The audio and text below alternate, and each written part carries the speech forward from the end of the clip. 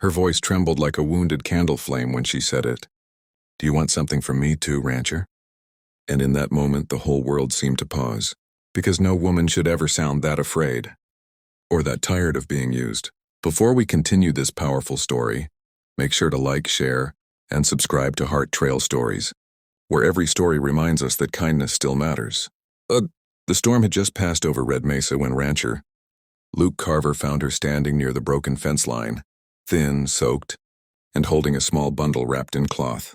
Everyone in town knew her as Singing Doe, the quiet Apache widow whose husband had died defending their land. But today, she looked nothing like the strong woman people whispered about. Today, she looked like someone who had run out of places to go. Luke dismounted slowly, not wanting to startle her. "You're hurt," he said softly. She shook her head. "Only tired." But her eyes said everything: fear, hunger, exhaustion, and something deeper. A lifetime of being treated as less. When Luke reached out to help her onto his horse, that's when she asked it. That heartbreaking question. That question no one should ever have to ask. "Do you want something from me too, rancher?" Luke froze, because he finally understood. Every time she had trusted someone since her husband's death, they had taken advantage of her. Shelter in exchange for labor, food in exchange for silence, help in exchange for pieces of her dignity. He stepped back, hands open. "No, I don't want anything from you," he said. "Just the chance to help you without taking something in return." Her eyes widened as if the idea itself was foreign. Luke brought her to his ranch. Not as labor, not as property, but as a human being who needed warmth, rest, and a safe place to breathe. He fixed her a meal, gave her a room, left the door open so she'd know she was free. Singing Doe ate slowly, like each bite was a memory. Her small bundle, Luke noticed, wasn't food or clothes.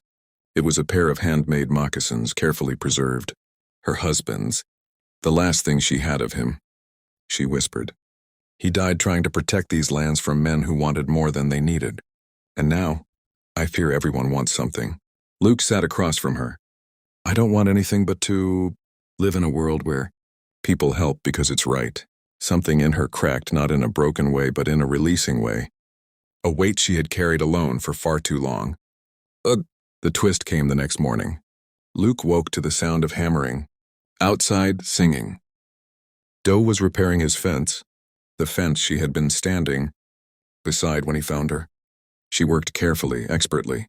Not out of debt, not out of fear, but out of choice. "You don't have to do that," Luke called out. She smiled for the first time. "I know, that's why I want to." And just like that, the ranch felt warmer, lighter, human again. When she finally left weeks later, stronger, rested, and certain of her own worth, Luke thought that was the end of their story. But she returned twice a year, not because she owed him, but because kindness, real kindness, always finds its way back home. One visit, she pressed her husband's moccasins into Luke's hands. "They belong with someone who remembers what it means to protect without taking," she said. Luke didn't know what to say, until he realized he didn't need to say anything. Some gifts aren't meant to be explained, only honored.